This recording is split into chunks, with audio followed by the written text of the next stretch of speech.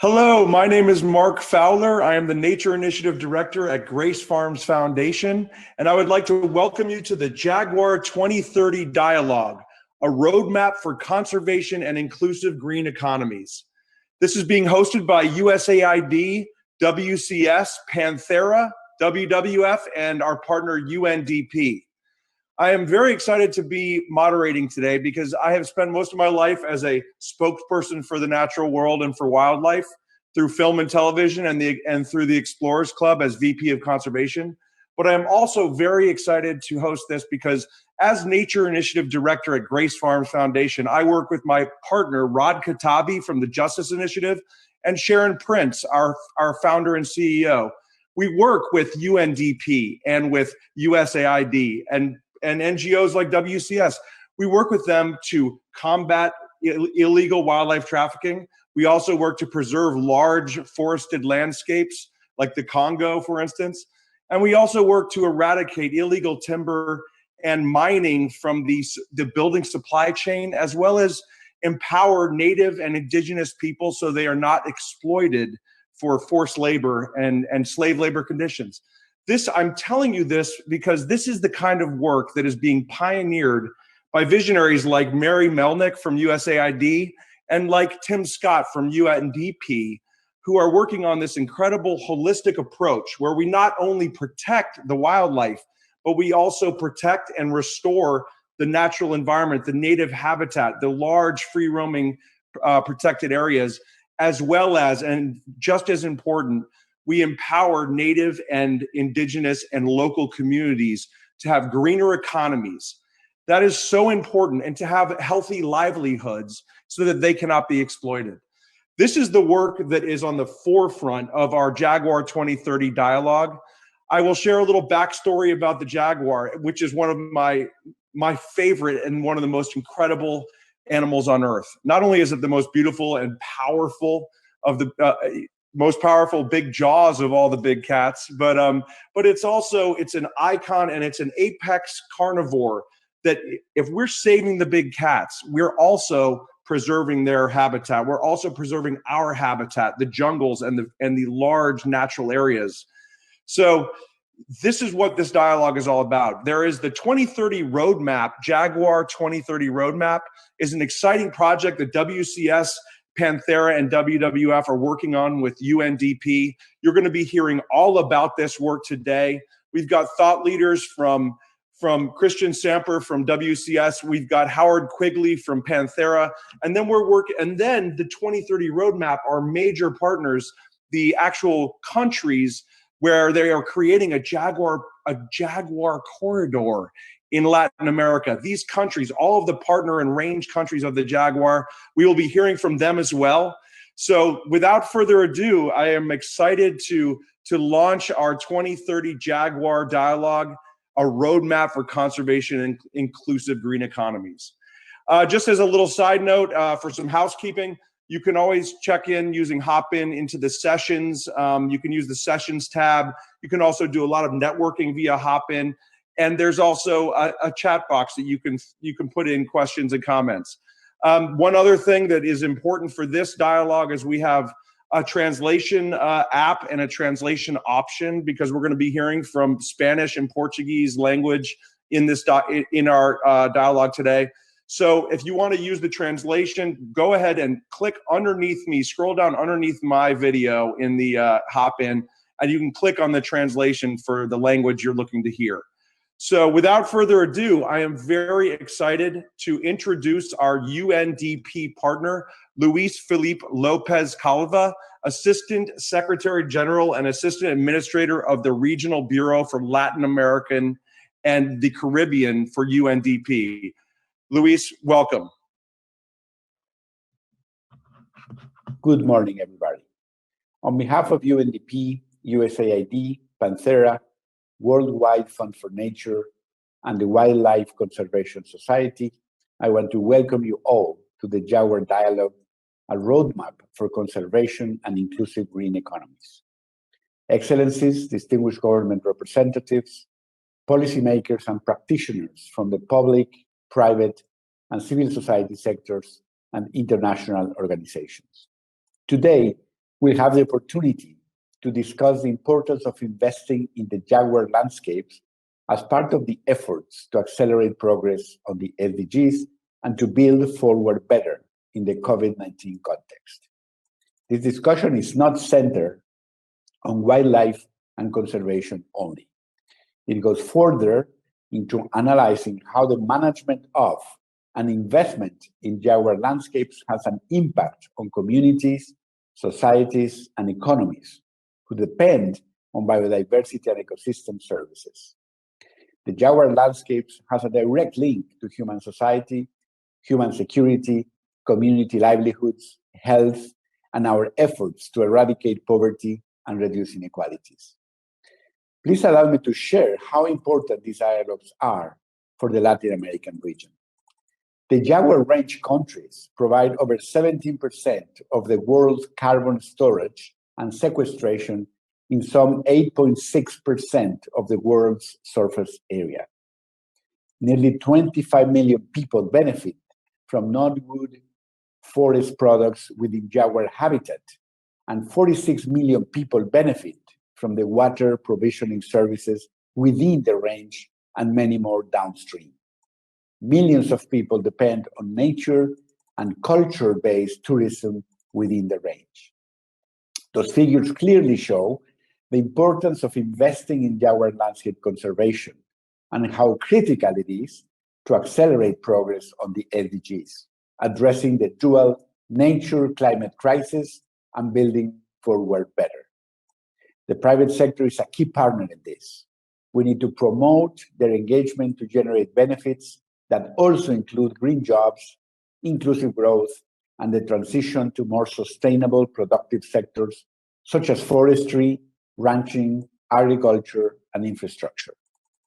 Today's Jaguar Dialogue and the Big Cat Dialogue series offer a platform to convene and strengthen partnerships and to bring together voices and insights that otherwise do not have a chance to connect. Through today's discussion and our follow-up action on the ground, we have an opportunity to generate greater awareness and new momentum and investments around Jaguar landscapes and broader efforts to build forward better. I would like to thank you once again for your participation and commitment. I'm eager to discover what can be achieved together through these dialogues and mutual collaboration. Thank you very much. Thank you, Luis Felipe. We really appreciate your comments and your welcoming remarks. I'd like to introduce a very exciting Jaguar 2030 video that we'll be seeing right now. Thank you.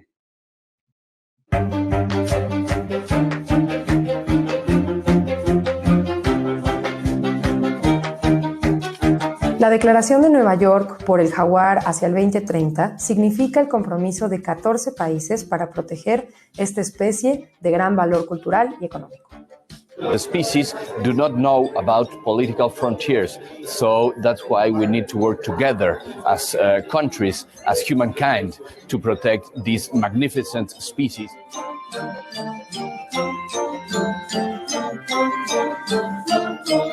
This is the kind of conference, the kind of gathering that doesn't happen all the time.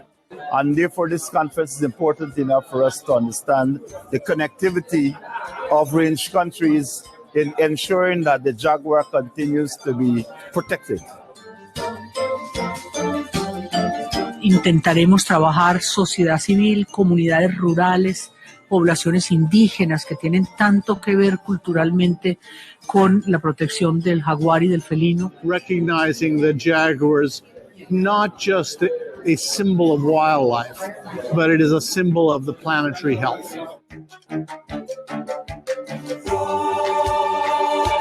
We need assistance, we need guidance, we need cooperation with national and international organizations as well as governments. Afina los conocimientos y que se capacite al personal guardaparque, porque los proyectos acaban y no hay una continuidad. We need to make Jaguar an icon for sustainable development. Si nosotros los países de distribución del jaguar perdemos el hábitat y los corredores del jaguar, posiblemente nuestros mismos países no logremos los objetivos de París. This is the first step to the pathway to the conservation of jaguar. Together, we can do it. Let's join efforts and let's save the jaguar.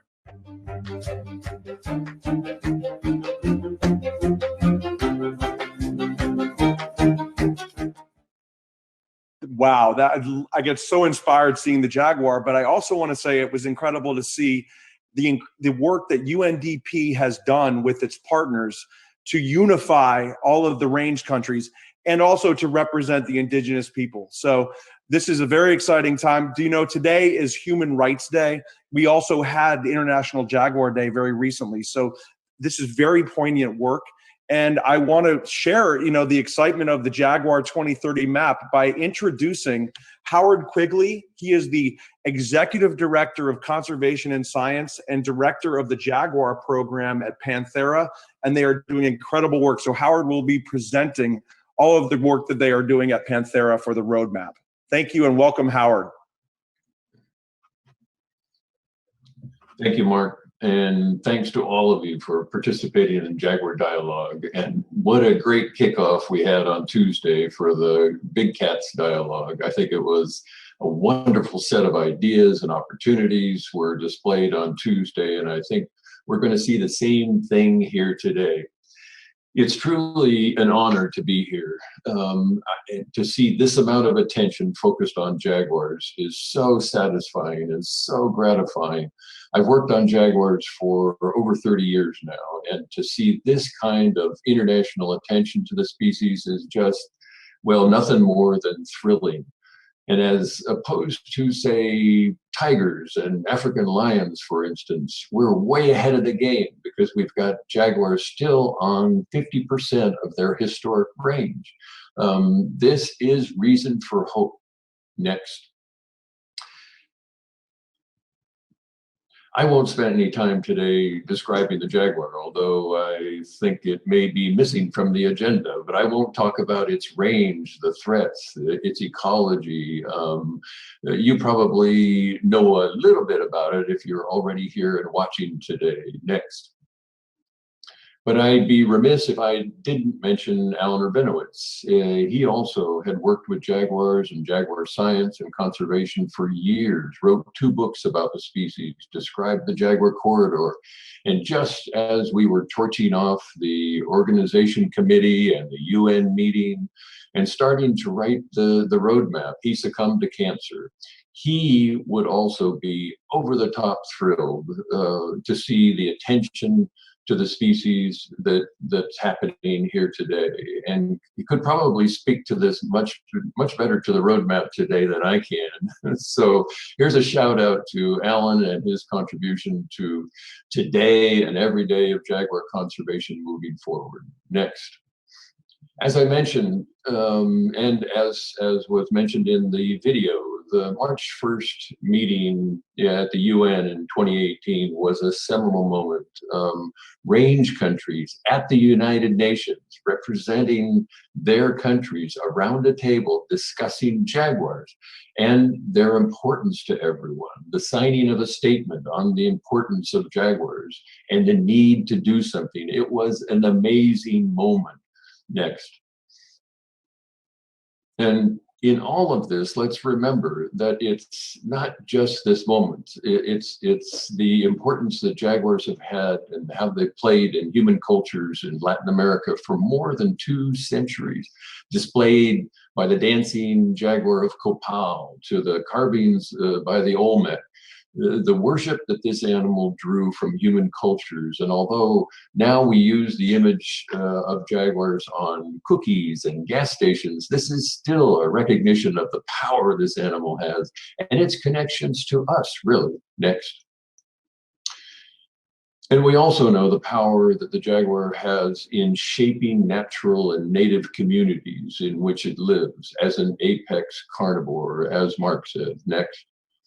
and acting as an umbrella for the species conservation of all the species around it under its conservation net, we might say. Next. And this is the base from which we were all brought together to put together the Jaguar roadmap, the Jaguar 2030 roadmap. Next. And truly, this is an offering, for sure. It is put together and influenced by many, many experts. And sure, it's also the brainchild of Midori Paxton and Tim Scott at UNDP. In the end, the roadmap, this document, is yours. It's for governments, it's for private citizens, NGOs, anybody. If you're in Jaguar Range, it's yours. If you're a citizen of the world, it's yours. The roadmap truly is yours, and you own it. So this, we know that we have solutions. That's why this is so hopeful. Like looking at this Jaguar in an oil palm plantation with people that work there every single day, or the pineapple plantation I visited in Honduras, where the owner was so excited about having a Jaguar walk through just his little corridor of forest between his fields, enhancing his life. Next. And we'll get ecotourism back. At some point, we will have ecotourism back. This downturn has just made us think more about the models that we've heard about and that we talked about on Tuesday. How do we make this work for people who don't visit these sites? How does it work in areas where you can't see jaguars? How can we make these communities, these human communities, still benefit from the fact that they live with jaguars? These are the kinds of things that as we grow out of this COVID environment, we will have to think about, and there's already so much discussion about it. It will be a very exciting time over the next year. Next. So let's review some of the 2030 roadmap. At first, we modeled it after the range-wide conservation document for the snow leopard, affectionately known as GSLEP. But the GSLEP was slightly different. For the Jaguar, we took a few different tacks. For one, we knew more about the Jaguar range than we do and did about the snow leopard, and also specific threats. Next. We set a lofty goal to strengthen the Jaguar corridor across range countries by securing 30 priority Jaguar landscapes by 2030, stimulating sustainable development, reducing Jaguar-human conflict in human-dominated landscapes, and increasing the security and connectivity of core protected landscapes, thus meeting globally significant biodiversity goals. Next. And several objectives, still lofty, and creating the foundation, that is justifying the Jaguar 2030, as I just went through a few notes about, providing a conservation framework like the Jaguar corridor, giving background for national engagement. How does this happen? How can it happen? Providing regional engagement details, and then details on conservation actions, and then also reviewing some of the baselines that we already have for Jaguar knowledge. Next. I would also mention that the Jaguar 2030 roadmap is being translated into Spanish right now and should be available in January sometime, and hopefully then in Portuguese. The point is to make it available to as many people as possible. Next. A few specifics about what's contained in the roadmap. The first section contains many of the issues that I just mentioned, but speaks to the trends in the populations, the sustainable development. Next. And then a section on core principles and different scales at which Jaguar conservation can take place. Next. And then we divided the rest of the roadmap into logical themes or pathways, as we call them, like the coordination among countries, then the development of national strategies, mainstreaming conservation applications into communities and local governments, then taking the solutions to scale for conflict reduction and even across borders. And lastly, Pathway 4 tries to describe some of the issues with financial sustainability, again touching on the value of the species. And then we have a profile that you see here in this slide. We have a profile of every single country that holds jaguars, and even the countries that used to have jaguars that don't now, and showing the core populations, the corridors. Next. Followed by a section that focuses on each and every transboundary area in Jaguar range, and there are a lot of them. Next. And toward the end, there's a table that we provided with an overview of the activities that have already been undertaken, and there has been a lot of work, which we're very fortunate to have. That's for sure with the Jaguar. One thing is that we have an abundance of information. We need more, but we have an abundance of information to work with. Next. What's next? We've gotten 15 countries to endorse the roadmap recently. That doesn't mean that the other 3 haven't endorsed or said no. They simply haven't responded. The translation is underway, as I said. We'll look for international meetings to promote awareness next year, encourage countries to begin the selection of 30 landscapes for the concentrated efforts, and try to secure international support. And for those countries that don't have national plans for jaguars, we will encourage that. For those that already have national conservation plans for jaguars, we'll encourage them to update them if they aren't already updated. Next. And I encourage you all to review the pathways and the priorities, like Pathway 1 with notes on data sharing and international technology support. Next. Because each of the pathway, in each one of the pathways, there's additional detail on actions that can be prioritized, even customized by each country, depending on their circumstances. For instance, in one country, anti-predation techniques might be best supported within the Ministry of Agriculture, while another country, it may be best supported within the Cattle Growers Association. Next. Or like here in Pathway 3, where communities might have a chance to reforest corridors or work with growers to make harvest more jaguar and wildlife friendly without decreasing production. Next.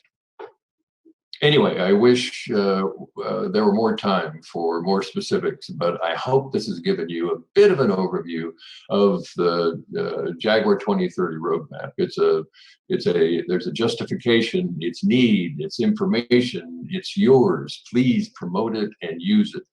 And for those of you who celebrated the International Jaguar Day just a week ago, and it was a wonderful outpouring, whether you read a blog post or wrote yourself, thank you for being part of it. I hope you all went to sleep with Jaguar rosettes dancing in your head. So thank you. Next, and I'll turn it back to Mark. Thanks, Mark. Thank you, Howard. That was amazing. And what I love about the 2030 Jaguar roadmap is that there is hope that we do still have the jaguars in 50% of their range, and we're going to increase that. And also, I appreciate you bringing up the fact that we're doing this in the context of a worldwide pandemic, which was caused by, encroaching deep within the jungles and extracting timber unsustainably. It was caused by bringing out and trafficking wildlife and bringing that in bushmeat. This is the kind of work that is meant to stop that and to empower local communities so that they can't be exploited by organized crime to do the work. And that way we can save the jaguar, we can save the large forested landscapes, and we can actually empower local people, native, indigenous, and local communities to have sustainable economies. So with that being said, I'm very excited to be hosting the Spotlight Chat.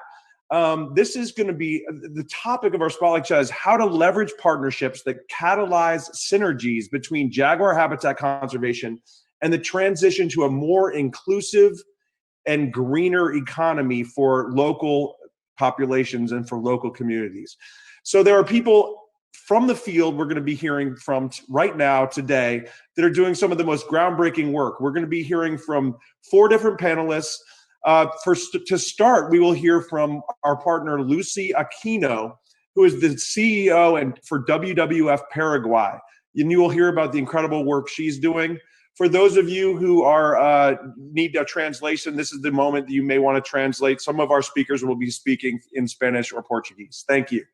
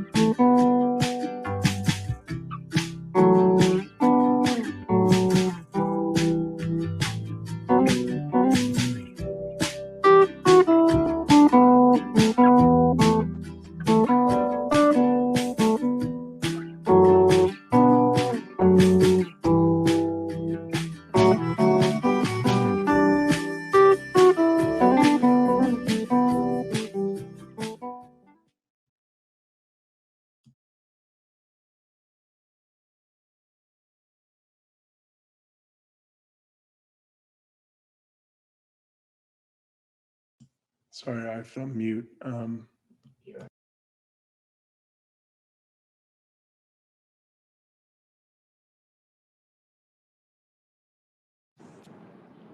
All right, so here we go. I believe we have our colleague coming in on the first of our chat.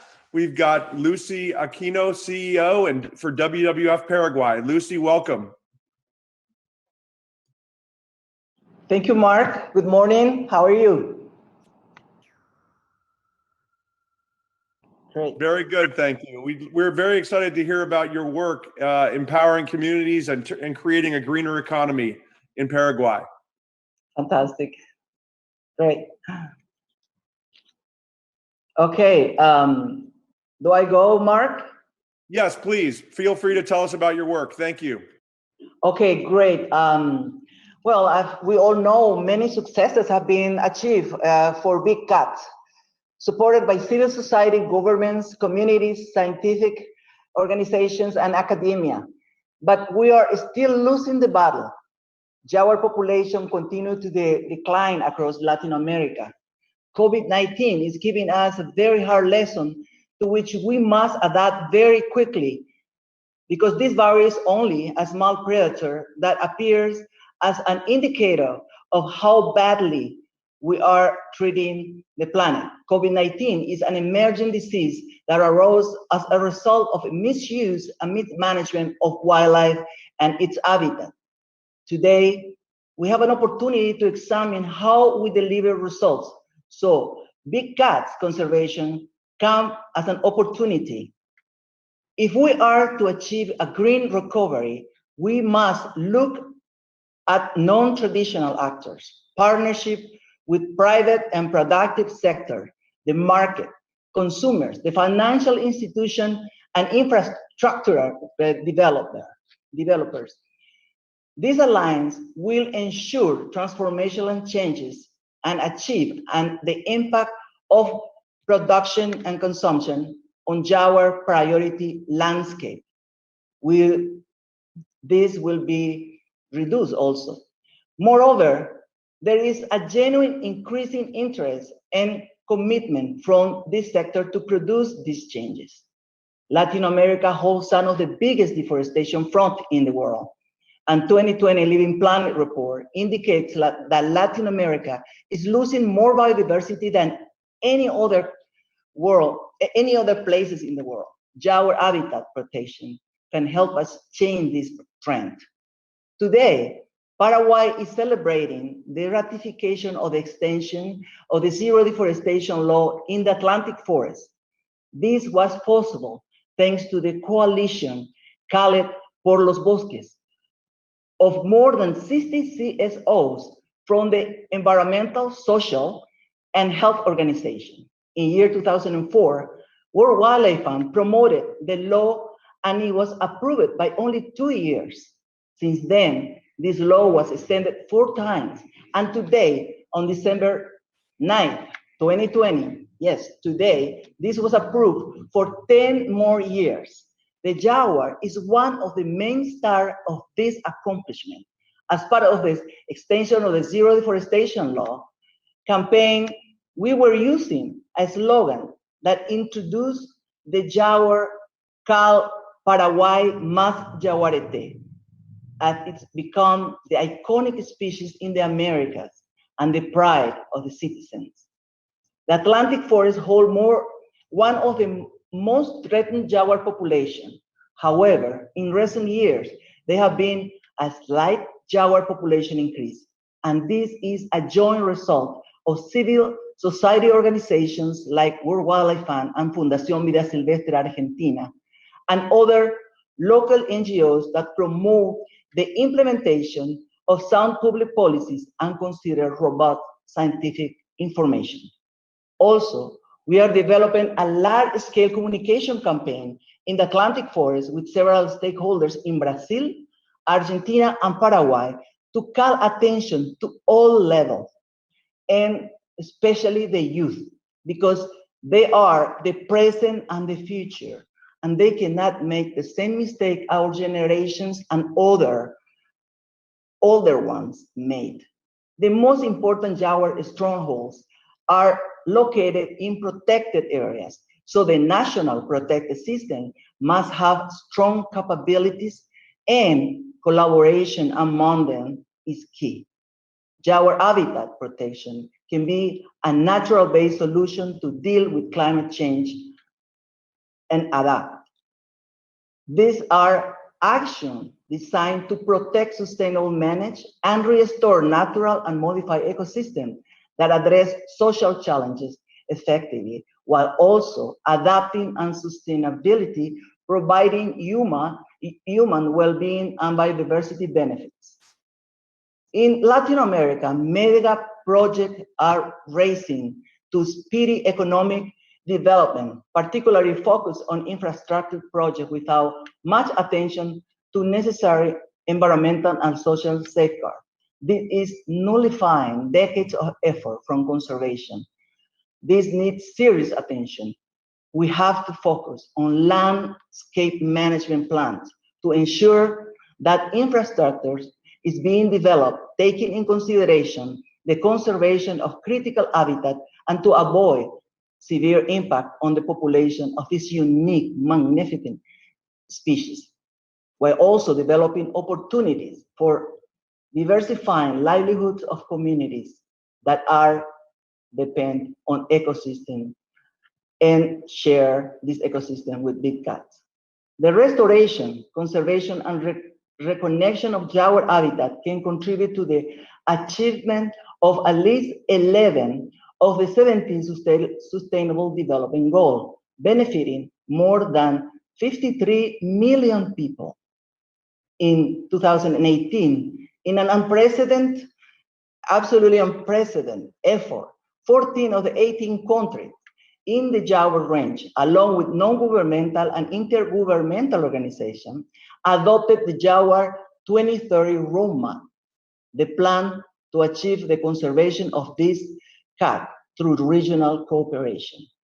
Before the pandemic, we believed that 2020 was going to be a crucial year for the future of biodiversity, but it has been pushed back to at least 2021, the path to Kunming, a negotiation of the post-2020 global framework of biodiversity, once represented a starting point to reverse alarming patterns. Despite this delay, we cannot let this unique situation pass us by, and we must do our part to maintain the will and sense of urgency. With the current environmental, economic, and social crisis, the opportunity is even greater, and more ambitious for all the countries in the region and around the world will be to implement and transformative recovery founded on equality and sustainability. Mark, over to you again. I stop here and thank you very much. Thank you so much, Lucy. Thank you for ending on the note. First of all, it's incredible to hear the work of WWF in Paraguay, but ending on the note of equality and sustainability.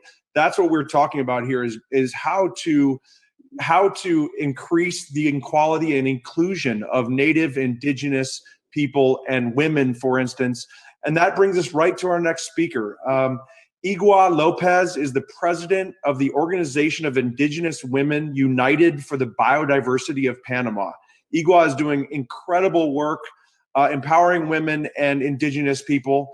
And this is so important for the success of the 2030 Jaguar roadmap. This is how we stop the exploitation of indigenous people, and this is how we empower new and sustainable livelihoods for indigenous and for women in this region. So Igua, without further ado, can you please tell us about your incredible work down there in Panama?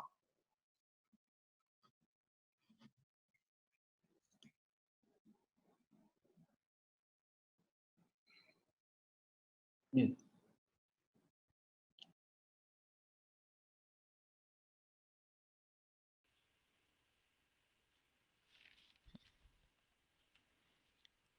Apologize, I cannot hear the speaker. There we go.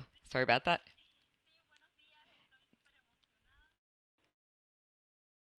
Good morning. I'm very happy to be here among so many colleagues that do the wonderful work, or for the wonderful work that they do at their organizations. I'm Iguadili Lopez, and I am from the Indigenous Women United for Biodiversity of Panama, and it is comprised by mainly the Kuna communities, and this is from the Caribbean side of Panama. We are approximately 40,000 individuals living in this community in the reservation area. They are semi-autonomous. 50% of the Kuna population speaks Kuna, our native language, and we are surrounded by the ocean, by forests, by everything that's green. So I'm just trying to give you some context as to where I'm coming from. My community is a very small one. It's from the Gulf of Panama. It's a community of 500 people, and we picked this area to kick off this project. When we held our meetings, we started off with some small donations, and the initiative for Jaguar conservation was something that we decided to embark on because we see almost on a daily level, we see their footprints, Jaguar footprints all the time. So this is an area that we wanted to work on, and this issue that is, because there are still many individuals that carry out illegal hunting, but jaguars are spiritual to us. So it was kind of marrying tradition with the vision of nature, and marrying that with protection of our community and women specifically. We're working with the Kuna community and also another community, which is an indigenous population. We have 7 indigenous populations in Panama, and the Envera indigenous community includes a women's organization that also works with us on jaguar conservation, and they are even more spiritually tied to jaguars than the Kuna population. And this is an innovative experience for us. Now, part of what we do is empower indigenous women, because many times we don't have that opportunity of being able to become very knowledgeable on in a formal manner.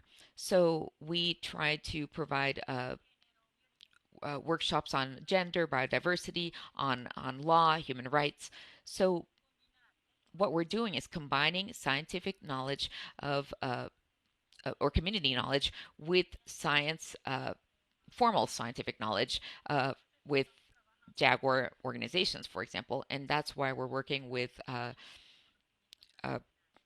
marrying traditional knowledge with scientific knowledge. So it's kind of linking both, and it's very exciting working together with formal organizations. It's a great experience because, as Lucy mentioned, now the pandemic, in addition to broadening social gaps, because there was a lack of continuity, access to technology, children had to stop going to school. Not many were able to connect online. So it had this social dimension that had its repercussions in the indigenous community. So we were kind of forced to learn how to use technology. It's amazing how quickly you learn how to use technology when you need it. So we became very Zoom dependent, and communities that had access to internet were able to attend our workshops. So it was a learning curve, a challenging one. Many times we had to support individuals in teaching them how to connect to the internet and holding very quick seminars in an hour or two on Zoom. But I welcomed the challenge.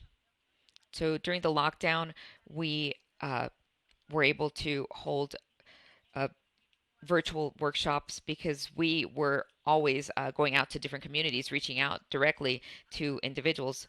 We invited expert speakers to narrate stories on jaguars, and it's amazing how many indigenous communities have jaguar tales, and it was truly welcomed. So we invited these wise men, we call them wise men, from our indigenous communities. And I remember a workshop where an expert on jaguars had to even go up on the roof of someone's house and connect to the internet. And well, that's where he transmitted his workshop from, the rooftop of someone's house. But the idea is to disseminate knowledge and traditional culture. So what we did was learn how to classify the feline population in Panama, and Kuna and the other indigenous population group was able to share their jaguar tales. So these were held during September through November. We're just ending our workshops, but we've systematized 2 tales that we are going to print out and publish online. We've translated them into Kuna and Vara, and they are for primary school children. One story speaks about the relationship of jaguars with the Ñeque, which is kind of like the arch enemy, the villain in the community. The villain is always trying to hunt him, and the idea is to publish these stories.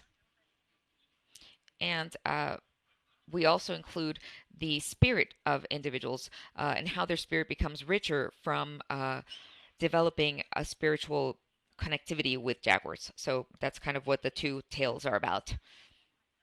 And we're also creating an animated video with some Kuna movie producers, and we're narrating these tales for children in a cartoon. So the idea is that next year, when school starts, these cartoons, these tales will be available in Spanish, in Kuna, and in Veraz.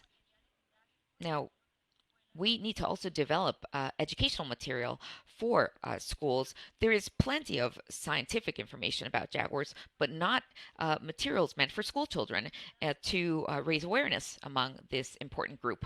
So thank you so much for allowing me to speak and tell you about the work that we've done. Thank you.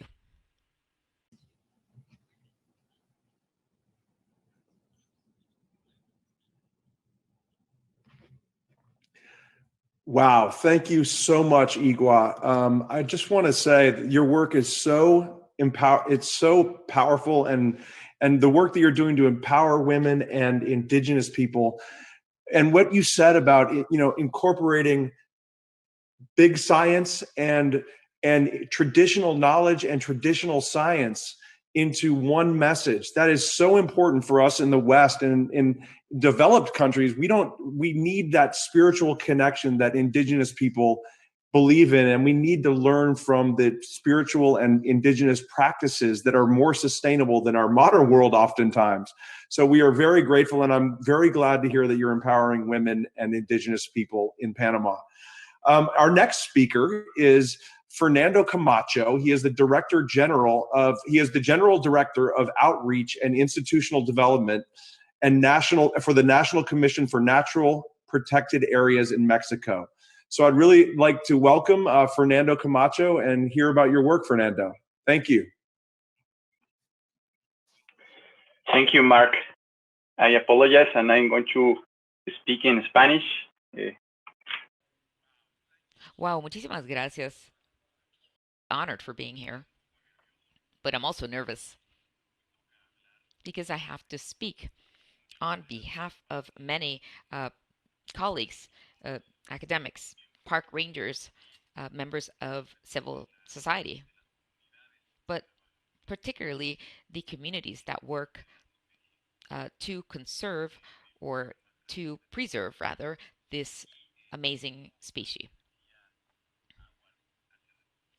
And there's still hope. And there's still hope because we have individuals such as Igua working towards conservation of the jaguar. Now, I'm not going to speak only about what we do here at the Commission of Natural Protected Areas. We were asked, or I was asked, to speak about what we do in our park system in Latin America. Mexico is the coordinator of the Parks Network, and this is an initiative that includes 19 systems of protected areas in Latin America. And the idea is to exchange experiences, broaden knowledge, and work together to strengthen protected area systems. And this is what we require to achieve jaguar conservation, to work on a continental scale to protect the jaguar, because its range is enormous. So we need to develop initiatives that will allow us to dialogue and create programs at a regional scale. So undoubtedly, the idea is to work with civil sector, with academia, with international cooperation organizations, but communities who own the territory to uphold their livelihoods and conserve the jaguar and ecosystems. Undoubtedly, the 2030 roadmap is a great way to broaden knowledge and to provide or to empower others, despite the fact that COVID-19 has been detrimental, and despite our differences, we have to be able to face these types of challenges. In Mexico, we have worked to promote sustainable development from a purview where harmony among economic goals, ecological goals, and social goals can be fostered, working together with communities who are the landowners, owners of biodiversity, is important because our civilization depends on them. So jaguars require that governments focus on reducing social differences because there is still a there's still great delays in society or backwardness in society specifically, and we need to work towards changing that. We need to work as well with our ecosystems in a more socially prevalent manner, and this is something that Latin America requires. This is the only way where jaguars will be able to continue to roam freely among our countries. So communities and the government must work together to adapt to climate change. We cannot imagine facing the enormous challenge of climate change without considering biodiversity as the main focus, as the main pillar, and that is where the jaguar is a key player here for biodiversity and for maintaining our ecosystems. In Mexico, we have worked along the Pacific region. It's an important that we call the Jaguar corridor to increase ecosystem payment services where jaguars roam. So landowners will continue to maintain the jaguar range area intact. I know my time is almost up. We need to think about the future, build or construct a joint vision. So that is why networks such as the Protected Area Park Network is very important. We need to develop a system for better exchanging information, for oversight, for evaluation and assessment, especially with regards to technical and scientific knowledge among the different countries. Initiatives also dealing with communication are also of foremost importance. We need to be able to better share what countries are doing in this regard. So thank you so much for all of you for allowing me to address you. Thank you to the communities, Igua, Lucy, everyone that works towards this end. Mark?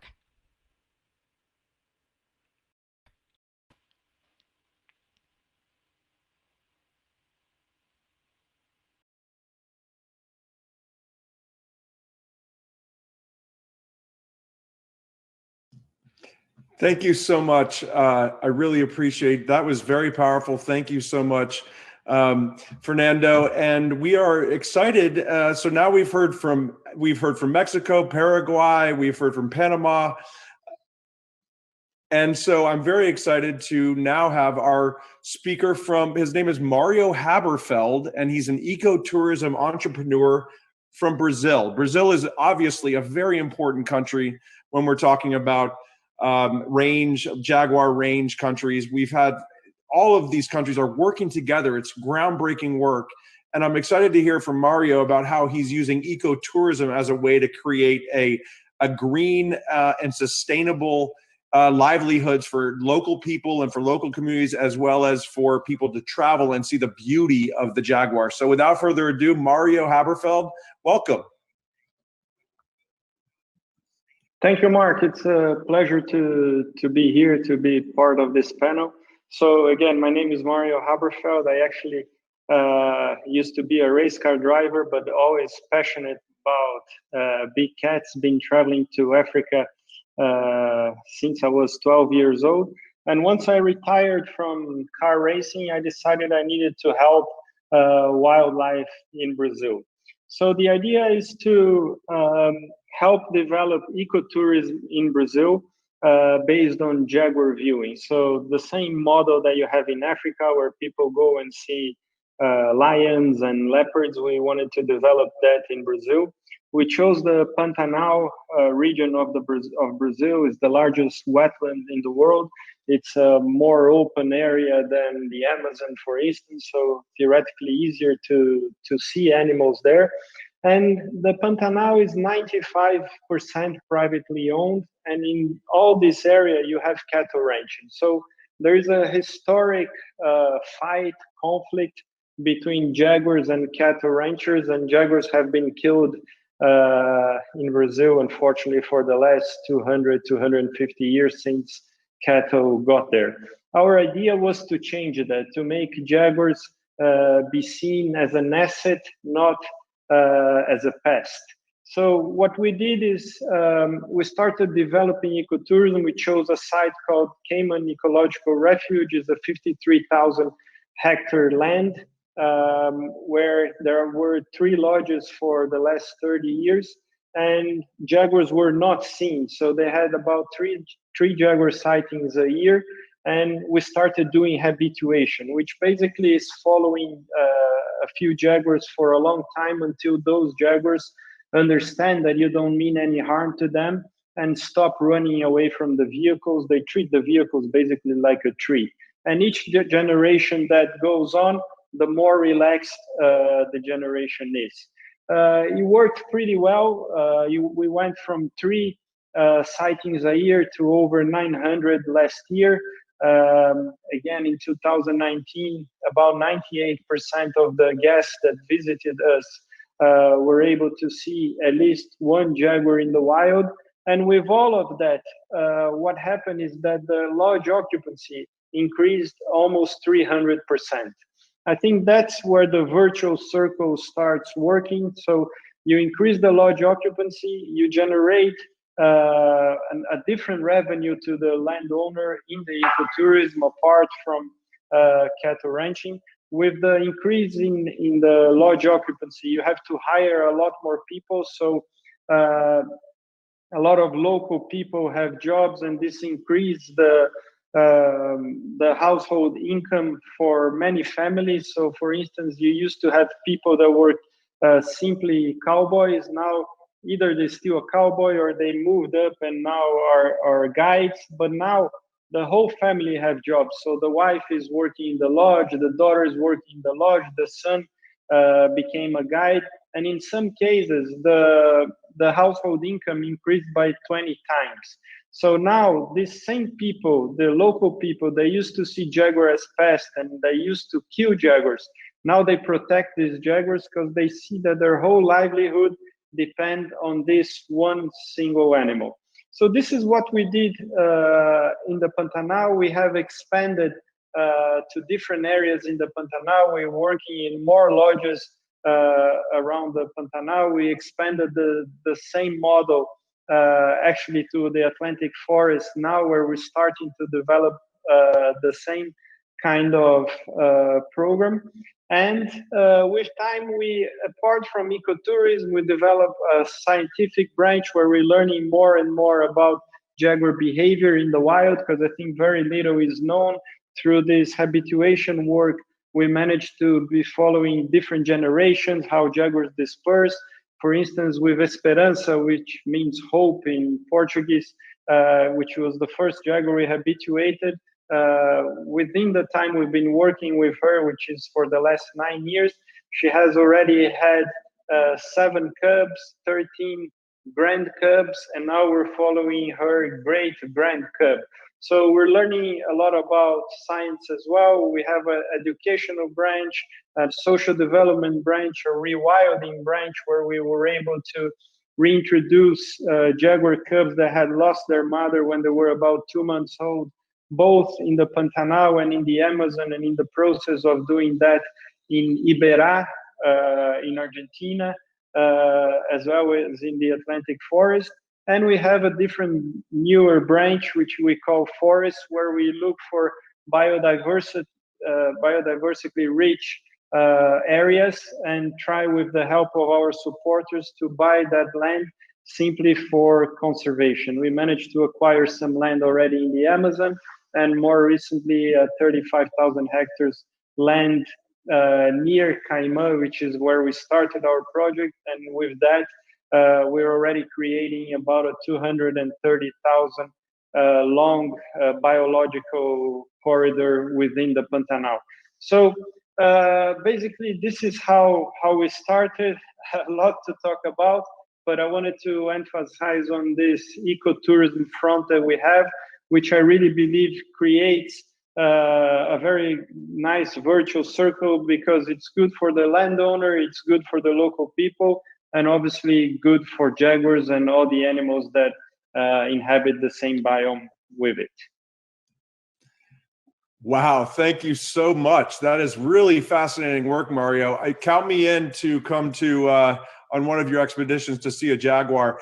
I'll just tell a quick story. I was in Ecuador in the Amazon portion of Ecuador, and we were out hunting with the native people. Were hunting, the Kofani Indians were hunting for food, a capybara. And while we were out in the jungle, we came in and we were tracking this capybara. We actually heard the chuff of a jaguar, and we heard the leaves breaking. And boy, you want to talk about feeling alive. You want to talk about the awe and wonder that you can feel from a beautiful, incredible big cat and an alpha carnivore. I felt that, and I also really loved and respected the sacred, the way that the indigenous people look at the sacredness of the jaguar. So I digress with my own incredible experiences in ecotourism and in working to preserve jaguars. But I wanted to share with everybody here. I wanted to ask a question because this is our dialogue. We've got about 10 more minutes, and I wanted to. We've had a lot of interest from our people in our chats asking questions. So first, I'd like to start with a question of, our topic is how to create more inclusive and greener economies in the range countries and with the communities in order to support this work. So the question I'd like to focus on first for each of you is, with community key stakeholders being so key and those partnerships with communities, what are some of the long-term ways that we can engage local communities in partnerships in jaguar conservation? The ecotourism has obviously, Mario, thank you. Ecotourism is incredibly important, but I really am looking forward to hearing about these sustainable livelihoods and engaging, indigenous people and women, for instance, in these native and indigenous communities to protect them from exploitation and from being run off their lands and from forced labor, for instance. So I will throw the question to Lucy first from WWF Paraguay. Thank you, Mark. Well, like I said before, we cannot just focus on one area or one sector. We have to work especially with the producers and the market and the financial institutions. If we don't include them, we are not going to be able to have this recovery of the population or the green recovery that we want. We are very much engaged to producers in the Chaco and Pantanal. And Mario is totally right. The problem is that there is a legal deforestation still in those areas. So if we don't give or develop incentives for the landowners not to deforest or to reduce deforestation, that we are wasting our time. So now we are supporting the Roundtable on Responsible Beef. Also, we are supporting the Roundtable of Sustainable Finance, and that has been a very, very strong and powerful initiative. And there are the banks in the areas where they are buying the meat from Paraguay, for example, like in the Netherlands and the United States and Germany, and they are requesting to know where their beef that they are buying in Europe and or in the United States is coming from, how we are treating the nature. And unfortunately, it's really too bad that we have had such a great deforestation in the past. And now we are also working with the government to develop public policies and engaging the production people, especially in those areas where jaguar are so abundant still, in the Chaco and Pantanal. Wonderful, thank you so much, and thank you for bringing up, sustainable finance. The World Environmental Facility, the GEF, the Global Environmental Facility, they're financing incredible work in these regions, and through environmental financing, sustainable financing. I'm so glad that you bring up we need private sector investment. we also need the banks and the countries to invest in these regions and in these local communities. So thank you.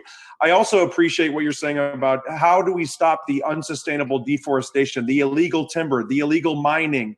This is the work that is so important, because this is what puts local and indigenous and local communities at risk of exploitation and of forced labor, of being pushed off their lands. So we have to invest in these regions and invest in these communities. Thank you, Lucy. I will ask the same question to Igua. Igua, how can you tell us, ways that we can further invest in the local communities, and how we can further invest and make sustainable livelihoods for indigenous people, for women, and throughout this region? Thank you.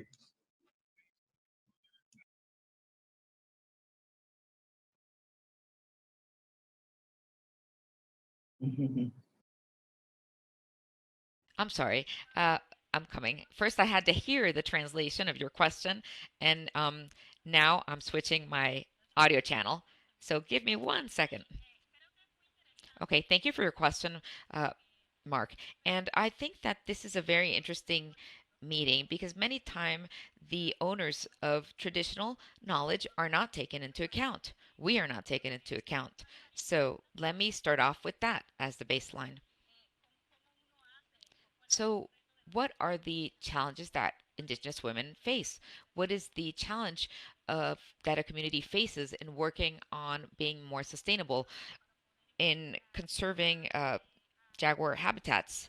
How do we engage the community in this effort and take into account that it's a community effort? Now, I'm going to try to summarize all of these answers, or my answer, into something shorter. I think it goes both ways. I think that individuals with scientific knowledge have to understand what traditional knowledge entails with regards to the jaguar, and understand that they have rights too. And indigenous communities also have to acknowledge that part of this large project that has been underway for a year now, well, we have to thank many people that have acknowledged and kept an open mind and acknowledged us. So GAF, other small donations that we received from various organizations. For example, this is a project that depends on donations. So the more people participate, the more attention these communities will receive as a knowledgeable community. So perhaps I'm not being very eloquent. I'm also speaking in Spanish, but I hope that we can be understood. I think we can.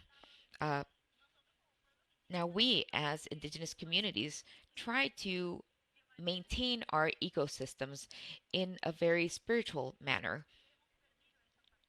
And the idea is not to lose that spiritual side with regards to our ecosystem, that we must leave intact. There are ecosystems that are comprised by animals that are sacred to us, the jaguar. So this knowledge is important to disseminate. Scientists need to understand this. So I think we need to empower non-Indigenous communities as to how Indigenous communities uphold jaguars and what they mean to us. This is truly challenging for women. I was asked now in the chat about this. I think all women, not only Indigenous women, face difficulties. We have to take care of our children. We have to be housekeepers. We have to work. And now with the pandemic, we've had to be family household heads and try to work together despite the difficulties, and work with partners and try to create interesting projects that will include a spillover of different types of knowledge. And we will definitely share our stories on PDF. We'll upload them on our websites and definitely on our website, sorry, not our website page, but our Facebook page, you can look us up and reach out to me, and I will give you the address. Thank you. Wonderful. Thank you so much, Igua. Yes, you're absolutely right. We need to remember the sacred connection and the sacred beliefs that the traditional knowledge and the indigenous people have in these regions, and it's so important for our future after going through this COVID pandemic, and those sacred beliefs are so important about how we treat the earth. So thank you. And we agree that we need to invest in local and indigenous communities. We have about 2 more minutes left. I just quickly, Fernando Camacho and Mario Haberfeld. Fernando, if we can keep our remarks to about a minute about how we can work with local communities and empower them, I'd appreciate it. So Fernando from Mexico, we look forward to hearing your thoughts. Thank you, Mark. You have the floor. In Mexico, in protected areas, we have worked together under the motto of conserving with and for people. Always. That's our motto. And this has been, I think, one of the most important deliverables that we've acquired in Mexico, always including landowners, the indigenous communities. So how do we promote jaguar conservation in the long run? Well, the idea, a break in or rupture that idea of working with the others. Conservationists used to speak only with conservationists. They would share information only among themselves, and we have to break that pattern. And again, as Lucy said, work with financial sectors, with non-traditional players, and share information about how important the biodiversity is, and ecosystems, and jaguars, and how meaningful they are to our ecosystems. We're working together with various partners in Mexico for communities to be able to access better markets that will pay for their products higher prices, that will help them improve their quality of life and recover area for the species. So working with the financial sector, I think, is key to be able to garner better credit conditions for communities to improve their outputs, and not only stop there, that these products reach other markets that are willing to pay for a product that is environmentally friendly from a community that is working for their livelihood, for the sustainability of the community and its ecosystem. So that is what we're trying to execute right now with our partners. I hope that we will be able to share a success story in a few more years. Thank you. Thank you, Mark, and thank you for the invite. Thank you so much. Thank you very much for those comments. They were very inspirational. And now we're going to go to Mario. Thank you again, Fernando. We'll go to Mario Haberfeld. Mario, can you please continue this concept of empowering communities as well as investing in these regions, and how we can create green economies as well as investment? Thank you, Mario. No, it's a pleasure, Mark. And first of all, you're welcome to come down anytime. It will be a pleasure to have you down in Brazil. But again, through ecotourism, there's a couple of things that we can do to empower communities, especially when we're talking about women. If you think again of the example of the Pantanal, where it's a predominantly male-based employment with cattle ranching and everything, with ecotourism now we've changed that. We've given women opportunities to the point that 60% of our workforce are now women, and 90% are in the management teams in the ecotourism business. So this is one thing we can do. And the other thing is make pristine land be more valuable than land that has been destroyed and is under agriculture, for instance. This has happened in Africa. Nowadays, if you get a region in the Sabi Sands in South Africa, for example, these are the most expensive land outside of cities in South Africa. In Brazil, it's still somewhere where the forest being cut down and there's sugar cane there. But with time, if we can prove the model, I think we can make pristine land more valuable than destroyed land, let's put it that way. And in that way, we're moving towards the right track. Thank you so much. I want to thank all of the panelists. We have definitely talked about not only the sacredness of the places we're trying to preserve, but I also appreciate everyone speaking about how we come out of this pandemic. We invest in these regions through the Global Environmental Facility, through the World Bank, through UNDP, USAID, and as well as private and public partnerships and intergovernmental partnerships. These are all ways to invest in and value these regions and the people we're trying to save and protect. So I really very much appreciate your help. We are going to take a 5-minute break, so everyone stay tuned. We've got Christian Samper from WCS. He's going to be leading an incredible dialogue with all of our range the leaders from the range countries that are protecting jaguars. So give us 5 minutes as a break, and then we'll come back and we will start a video and we'll see you then. So thank you, everybody.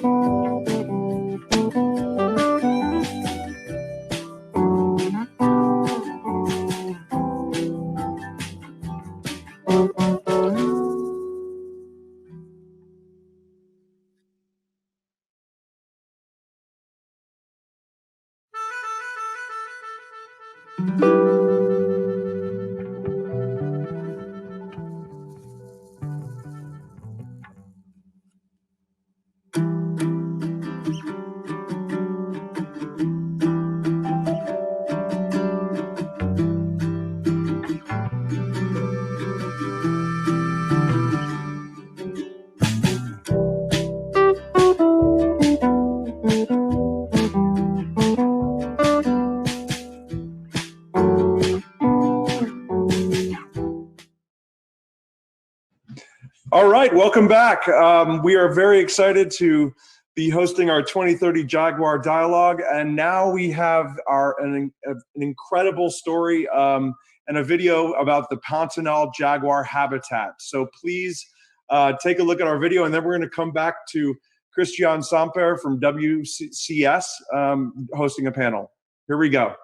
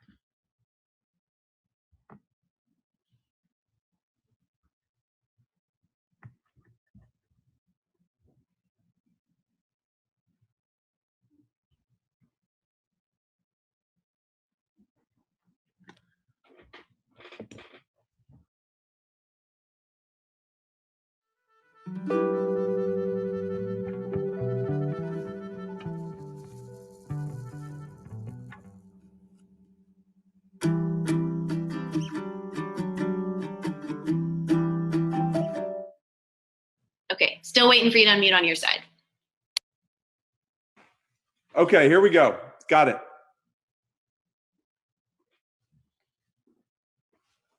Are we rolling?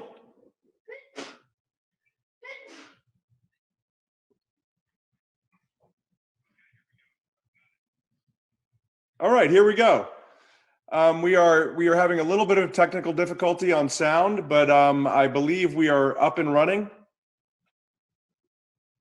Okay, so I am honored to be introducing Christian Samper he was the CEO of Wildlife Conservation Society. Wildlife Conservation Society does some of the greatest work worldwide when it comes to conservation, along with the other partners on this project who we've heard from. We heard from WWF, we've also heard from Panthera, and WCS has been incredibly important in negotiating with the range countries the Jaguar 2030 protocol, along with UNDP and their partners. So I am honored to be introducing Christian Samper of WCS as he speaks with the range partners that are doing the work on the ground. So thank you, Christian. Welcome. Thank you very much, Mark. And it's a great pleasure, a great day to be together here as we all gather to celebrate the Jaguar and to plan for its future. And I think the 2030 roadmap certainly gives us a very clear direction of where we can come together, all the 14 countries and all the partners, to really work to help save this magnificent creature. And it's going to take all of us in our efforts to really be able to save it and to restore and rewild some of these populations. So as you mentioned, we have a great panel, and I hope you enjoyed that video from the Pantanal. I still remember the first time I ever saw a live jaguar was in the Pantanal in Brazil, and it was an incredible sight. I certainly recommend anyone go there and see it. It's a great experience, and to hear the testimonies. But my second one was in Panama, where I had a chance to live for a few years ago. So without further ado, we have a great lineup of speakers from the various countries, a number of ministers, to talk a little bit about this, and then some of the partners. So we're going to go through this list, and thank you all for joining us and for taking time. And we're going to start by sharing a recording that we have from the Minister of Environment of Panama, Milciades Concepcion. Largest predators of the tropics that require great efforts for its conservation. Every day, fewer jaguars survive and face threats such as reduction and modification of their habitat, illegal hunting, and conflicts with humans from attacks to their livestock. The complexity of saving jaguars in the wild in Panama is huge, and it requires a sustained effort at a national scale that cannot be done in an isolated fashion. It requires concerted efforts among the private sector, the civil society, and Panama's government.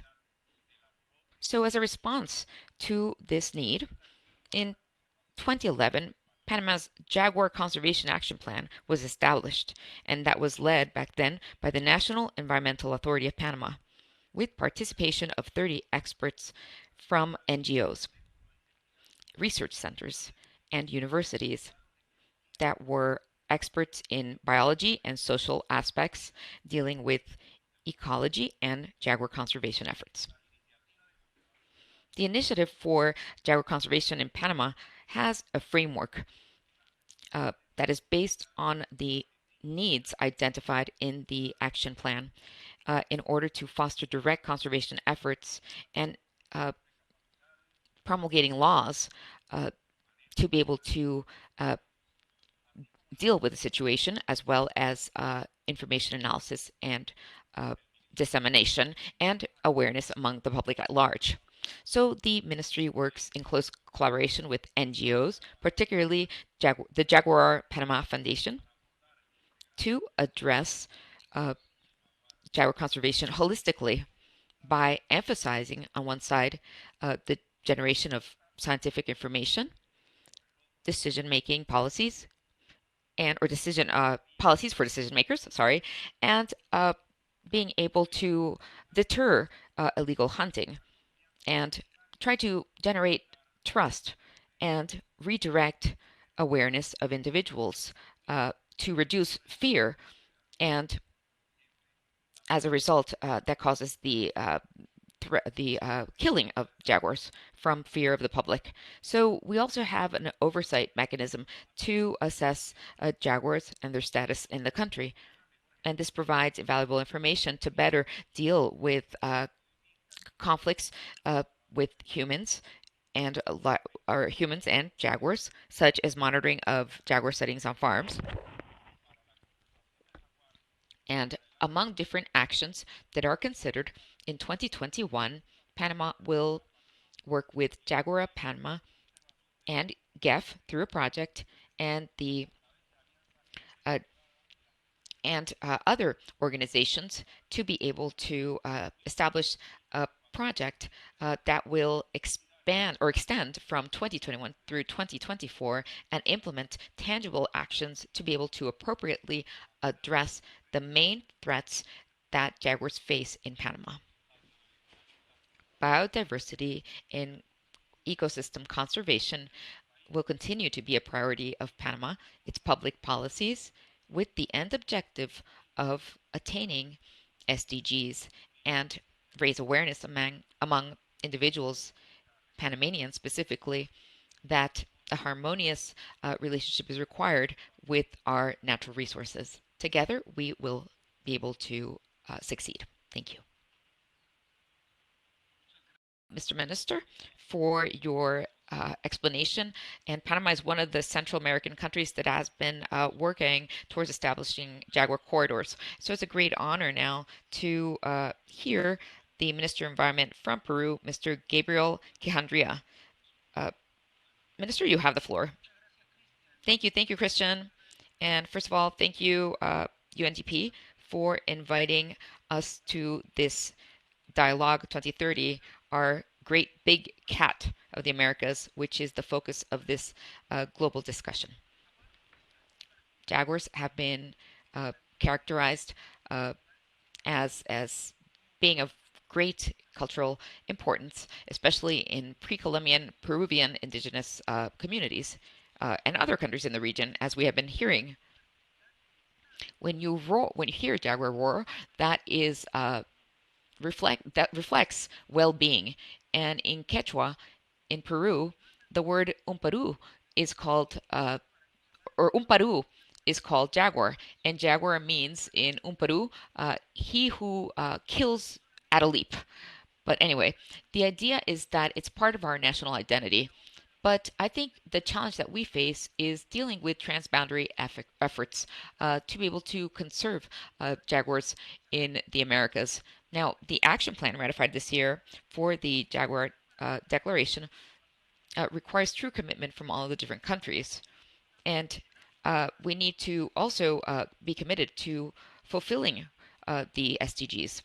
Now, what we require is integration or mainstreaming, and it's a good point in time to reflect on the value of jaguars and how to mainstream efforts with climate change, efforts towards jaguar conservation with climate change, for example, and find opportunities for effective and practical solutions given all of these emerging threats to jaguars' livelihoods. Also, we have to deal with illegal. Remember, jaguars are replacing tigers, especially with illegal trading or illegal trafficking, and the black market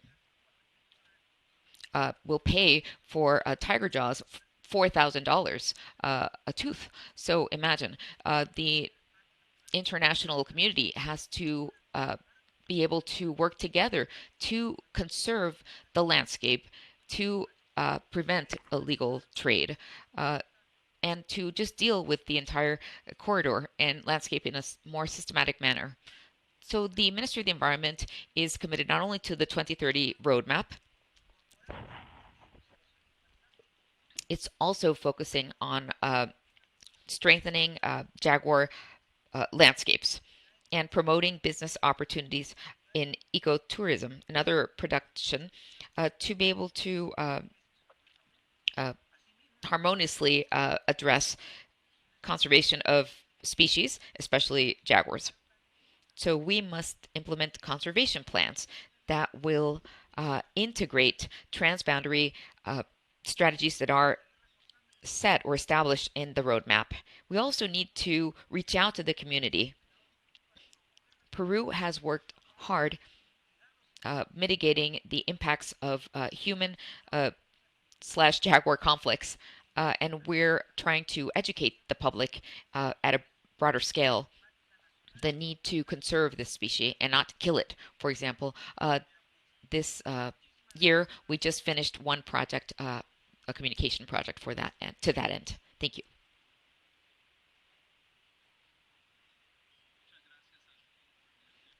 Thank you, Minister Quijandria, for your remarks and for emphasizing the work that countries have to do and be able, and that connection you mentioned of illegal trade.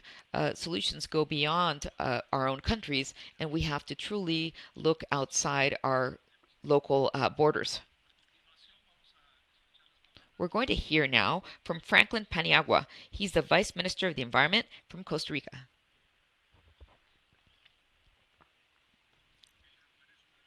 Jaguars are known as the icon of sustainable development in the Americas, and its habitat is threatened. That's why we created the International Forum 2030 that led to the Declaration of New York Jaguar 2030. Sorry, the New York Statement Jaguar 2030 that came up with initiatives to conserve jaguars and presided by Costa Rica. I do thank the committee for coordinating the 2030 Jaguar roadmap and its organizers, UNDP and USAID and GEF, presided by our former minister Carlos Manuel Rodriguez, and the Worldwide Fund for Nature. Costa Rica has participated in all initiatives aimed at conservation of jaguars in our continent, specifically for sites for the COP, for the COP18. At CMS, COP13, inclusion of jaguars in appendices 1 and 2, and in the CBD, the Jaguar Route 2030. The Jaguar Roadmap has been backed by 15 of 18 governments in Latin America. Costa Rica seeks throughout America to create awareness about the need to conserve jaguar corridors and its habitat as part of broader efforts to attain the Sustainable Development Goals of the United Nations. Currently, Costa Rica is leading these initiatives to conserve jaguar habitats and green inclusive growth even after the COVID crisis. Jaguar conservation, health, and ecological recovery are three fundamental pillars of managing natural resources in Costa Rica. Thus, that's why conserving jaguars' habitats is something that is cross-cutting and is an effort that that we cannot stop, or that we must stop. Sorry, conservation of jaguars is an effort we must make, so it will never stop. So we play a key role in this flagship species, jaguars. Let's work together to keep jaguar landscapes healthful for the health and prosperity of individuals and our planet. So let's all make a change. Let's protect America's jaguars.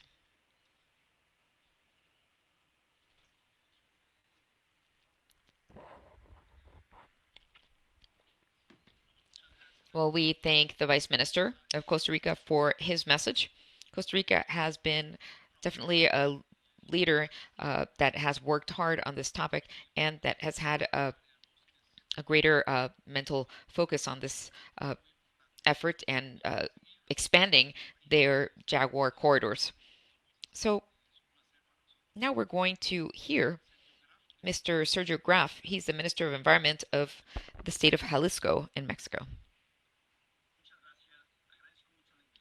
Thanks for the invite. And it's a great pleasure for Jalisco to be part of this global initiative. The Jariño Jaguar Corridor is very broad. There is great economic pressure and social pressure in the Pacific coast. So we require great coordination among the states and among the federal, state, and municipal governments, along with the private stakeholders and the producers, livestock producers. So Jalisco is in the Pacific. It's an area that includes the Sierra Madre, and it's an area of convergence, and it includes the western Sierra Madre and connects to the north. So this forces us as a state to be committed to conservation of ecosystems that are habitats for species such as the jaguar, through the implementation of cross-cutting policies with the agricultural sector to maintain these areas of connectivity and to be able to create buffer areas between areas that are cultivated or farmed and areas where this important species roams. So it forces us to take advantage of synergies and initiatives from civil sector organizations such as FONOR as part of the MITGO program, and it's the Integrated Jaguar Habitat Management Fund. And we will soon create or establish a project with WF in the state of Jalisco for jaguar protection, and it's an overall connectivity program with the French Development Agency. So conservation of biodiversity is essential, as well as the climate change agenda, to safeguard good mitigation and be able to ensure the well-being of the population. The high-level 2030 Jaguar Forum is a great opportunity for dialogue, and it includes great ways, insightful ways to address jaguar conservation, taking into account our ancestors' sacred beliefs about jaguars. Thank you. Thank you, Mr. Minister, and it's wonderful to see that Jalisco is committed to this effort.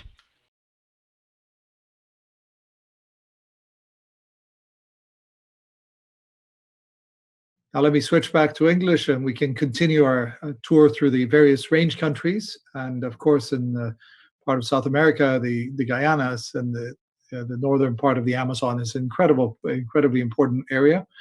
And we have a message from Diana Poki, who's the Minister of Land Policy and Forest Management from the Republic of Suriname. Ladies and gentlemen, my colleagues, all protocols observed, good morning. With reference to the purpose of the meeting, I address to you the following statement. Suriname has similarities but different circumstances compared to the other countries within the wider range of the jaguar in the Americas. Already stated as a jaguar important country with 14% of land cover established as protected areas, including the Central Suriname Nature Reserve of 1.6 million hectares, with remote areas of pristine tropical rainforest and vast areas of uninhabited natural coastal ecosystems. It can play an important role in the conservation of the jaguar and become a refuge and corridor where the jaguar can be protected and studied within the natural dynamics of undisturbed habitat. In 2002, Suriname was already concerned about the species and changed from a game species with an all-year closed season to a fully protected species. Since the last statement in 2018 in New York, Suriname has received assistance from IFO, Panthera, WWF, IUCN Netherlands, CI, and Interpol. With the help of Panthera, national monitoring of jaguar is beginning to take root. This year, 2020, preparations for training of law enforcement and prosecutors in the matter of jaguar protection have been made with international organizations, but through the COVID situation, this have not been implemented yet. The training will be executed with adapted measures. Awareness programs have been implemented, and we already see a difference in the way the communities and entrepreneurs see the jaguar. The threat of illegal trade still exists, but no strong indications of organized international illegal trade of the jaguar or its parts. The brochure towards this form of wildlife crime, as recognized by Interpol, is closely monitored by the enforcement authority and can shift at any time. Suriname is concerned about this species, and together in collaboration with other range states and NGOs, we will tackle the protection of jaguar. Thank you.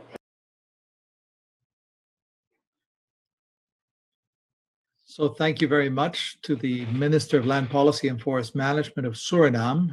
And to keep in this geography, we are honored to be joined by Cyril Barnerias, who's the International Director for the French Biodiversity Office. Cyril, thank you very much for joining us, and please go ahead. Thank you very much, Christian, and buenos dias, and hello to everyone. So yes, French Guiana is a close neighbor to Suriname and Brazil. Very rapidly, the status of jaguar in French Guiana is relatively good. We estimated the density of 3.2 individuals per 100 square kilometers in protected areas in 2017. Our agency recently acquired data on living territory size, behavior, following captures, and daily activities, allowing us to improve our knowledge of the jaguar on the French Guiana territory. The jaguar is partially protected in French Guiana with zero quota hunting, and which do not apply to local communities in indigenous zones. As often in the range of jaguar, the main threats that we face for jaguar are habitat destruction and fragmentation related to agriculture, extension, and urban development, especially on the coast of French Guiana. Poaching, human jaguar conflicts are increasing due to attacks on livestock. So we also try to relocate some jaguars with not so good results. And we published a guide to prevent conflicts with between human and jaguars. I can say also that there are close links between the French approach with regards to biodiversity conservation and the Jaguar roadmap. So ministries in France are discussing about the Jaguar roadmap very intensely. And finally, I will conclude to say that we would be more than happy, of course, to cooperate with other countries to better protect jaguar in its range, and especially in the Guiana's range. Thank you very much. Right, thank you very much, Cyril. And as we heard before, certainly the Guianas are a very different situation from other parts of South America, and that most of the habitat is still relatively intact. It's great to see those figures of the jaguar density and the work that you're doing and the cooperation across the Guianas, which is a very important part of the anchor, and we're delighted to have you here. And thank you to France for what you're doing here and in the international setting, including the very active role that France is playing in the international scene by hosting the IUCN Congress. We all hope to be able to join at some point, and next year when we get past this COVID, and also the CBD and linking these connections. So thank you for your leadership here. All right. Let's continue on the next statement that we have. It comes from another of the range countries, and that's from Ecuador. And we have a message from Leonardo Chang, who's the Vice Minister of the Environment. Dear all, on behalf of the Minister of Environment and Water of Ecuador, Mr. Paulo Proaño, I want to give you an enormous thank to Jeff, the World Bank, USAID, UNPD, WCS, and the participating countries of the Global Wildlife Program.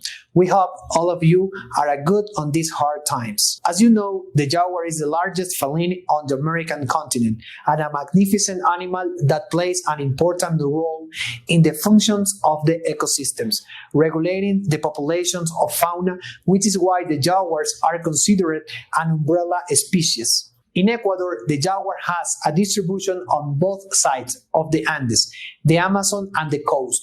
However, the coastal population are rapidly disappearing throughout their geographical range.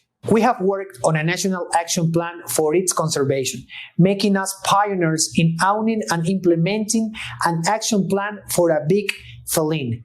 The main objectives include in this document are to maintain and restore viable jaguars population in coexistence with the humans population, working on a landscape, scope, and last but not least, environmental education and communication with the population that cohabit with it. The action plan was proposed in 2014 for a period of 10 years. In 2021, it is expected to be updated and further developed with the help of our project integrating landscape consideration in the conservation of wildlife, with emphasis in jaguars, which is a child project from Jeff Global Wildlife Program. Our project focus is to conserve wildlife and their associated habitats in critical landscapes in Ecuador, and to incorporate lessons to learn into national strategies and widely share lessons learned among the jaguars range countries in the region. This is possible through three main components: conserve wildlife and its habitat, combat crimes against wildlife and promote green economy, and based on the sustainable use of wildlife. Ecuador is a country committed to the conservation of biodiversity. For this reason, it is important for us to address the challenge of conserving the habitat of great fauna. Thank you.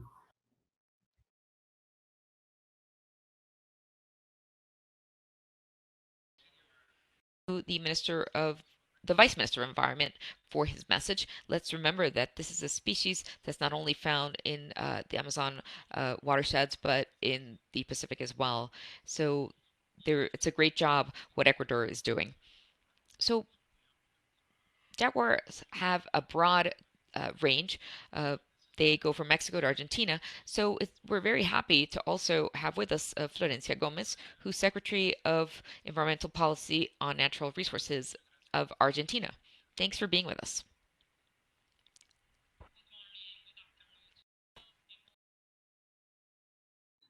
Good morning, good afternoon to the all countries and the participants of Jaguar 2030 Dialogue. I send you a cordial greeting from the Minister of the Environmental and Sustainable Development, Juan Cabandier.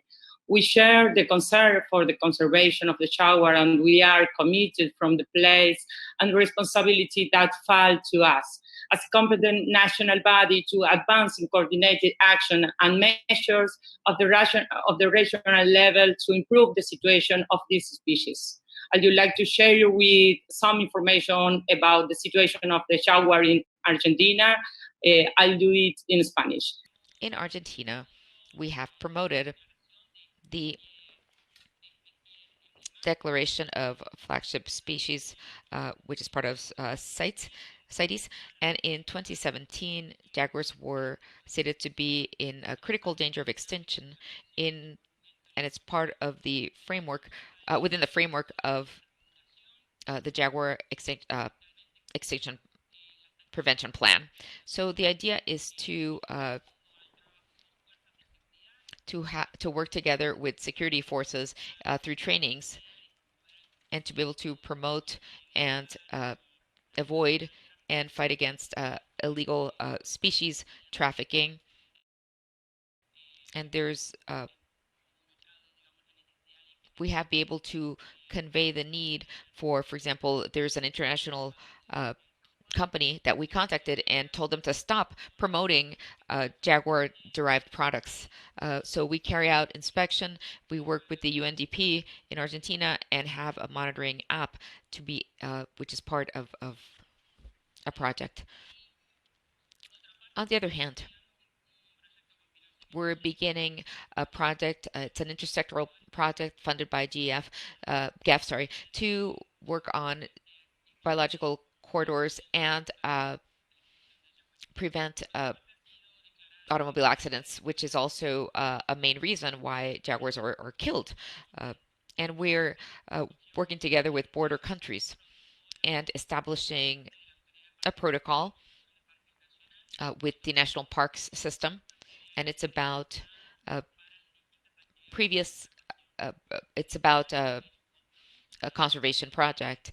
So the Ministry of the Environment is committed thus against the loss of native forests, which is one of the main threats to jaguars. One of the main reasons is fragmentation of its habitat, and forest fires. Deforestation forces it to seek new habitats and encroach and remain in isolated areas. So we work together with international cooperation agencies, plus provincial governments that are committed to this effort. Thank you. Thank you, Florencia, for being with us and sharing Argentina's commitment.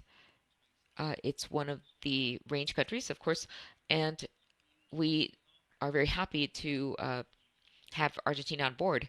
You mentioned that Argentina was included as one of the species within the framework of the Declaration of Migrant Species. Switch to English now, although she speaks more Spanish than, unless you want to do it in Spanish, Amy.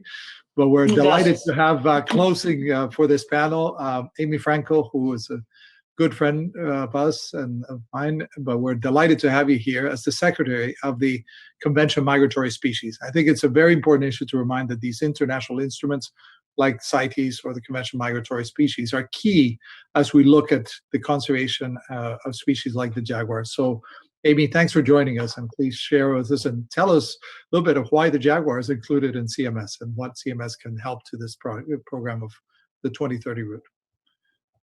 Okay, thank you so much. Muchas gracias, Christian, y gracias a todos. But I will continue in English.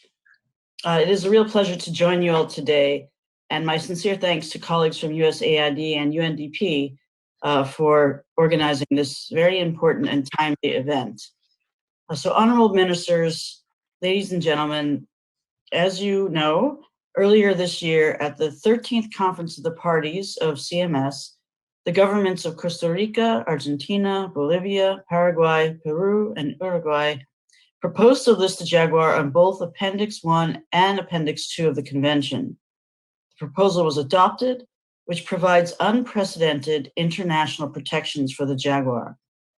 Under Appendix 1, range states must prohibit the taking of jaguars and undertake efforts to maintain and restore habitat and remove barriers to the free movement of animals across their range.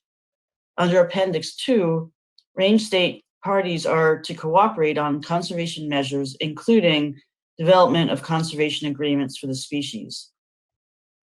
Now, I am keenly aware that there have been significant efforts on the jaguar within the range states and across the region, supported by the work of many dedicated partners. We want to work carefully with all of you to determine the best way that CMS can add value to our shared goals. Now, the mandate of CMS is the conservation and sustainable use of migratory species and their habitats.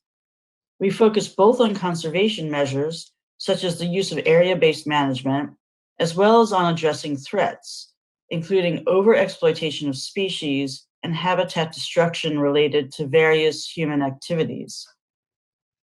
CMS has significant experience in supporting range states and partners in developing and implementing multi-country instruments, ranging from legally binding agreements to more informal initiatives that allow both parties and non-parties to CMS to participate. The Memorandum of Understanding on the Conservation of Sharks is a good example. It's a non-binding agreement, but we have both parties as well as non-parties to CMS very actively participating, including the United States.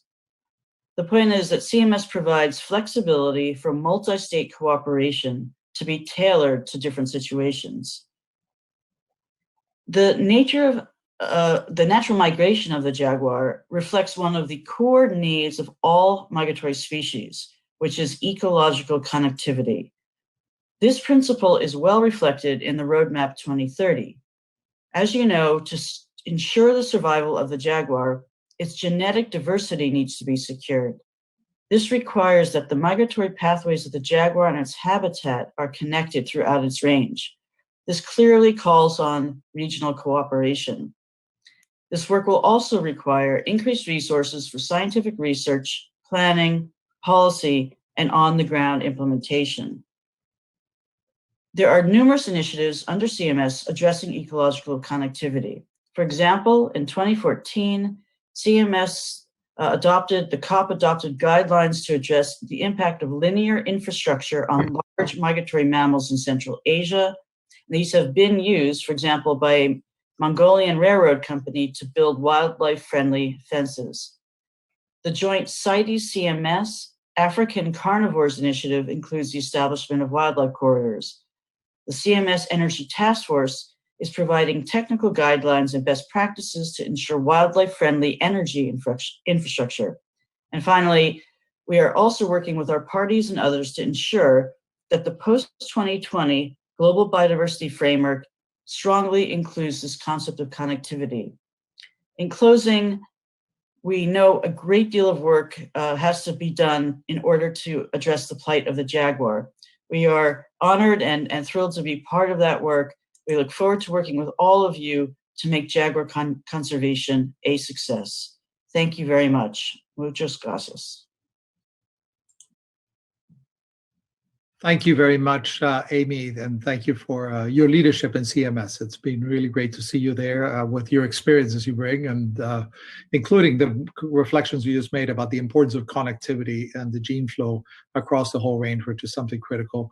And we've had the pleasure of seeing the progress we've made on many species, including sharks and others.